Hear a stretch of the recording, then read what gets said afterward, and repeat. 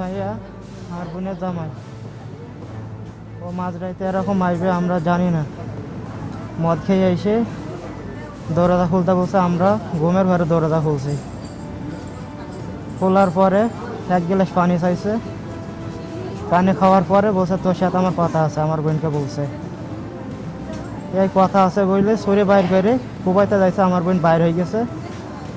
আমার মা ঠেকাইছে, আমার মাকে মারতে যাইছিল, আমি ঠেকাইতে যাইরে আমার বগলে ছুরি মেরে দিয়েছে। দ্বিতীয়বার আমার চাচা আসতে, আমার চাচাকে পেটে 3-4 জায়গায় ছুরি মেরে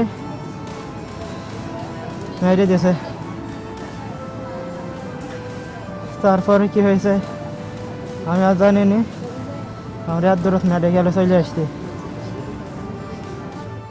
একজন আসলো, যিনি হচ্ছে 5টার দিকে, উনি হচ্ছে আহত অবস্থায় আসছিল, ওনাকে আমরা ভর্তি করেছি। আর একজন মৃত অবস্থাতেই আসছে, এতটুকুই আমরা পেয়েছি। বাকিটা পোস্টমর্টমের পরে আসলে বলা যাবে যে ওনারা কীভাবে আঘাত পেয়ে মারা গেছে। ওনারা মানে রোগীর লোকজনের ভাষ্য মতো অনুসারে যে ওনারা ছুরিকে আঘাত করা হয়েছে, এতটুকুই আমরা শুনেছি। অবশ্য ওনার ছুরিটা খুঁজে পাচ্ছে না, এতটুকুই আমাদের বলল। পেটে, বুকে অনেক জায়গাতেই আঘাত ছিল, 2-3টে স্টার ছিল, এতটুকু।